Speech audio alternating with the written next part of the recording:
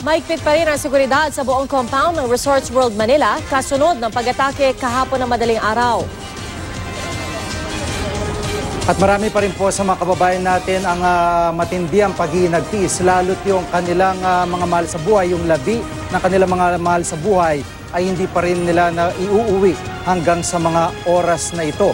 At live mula po dito sa may Resorts World, ihatid natin sa inyo ang latest, kaugnay pa rin ang pag-atake dito sa casino dito.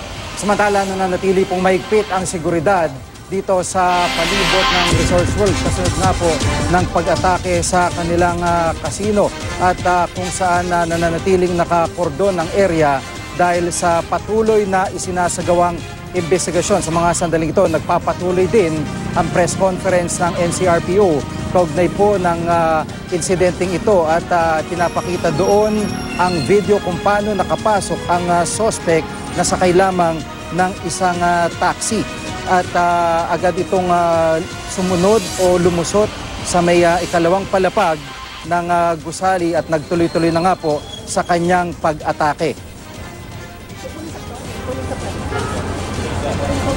Sobrang bait nun na pag nasalubong mo pa lang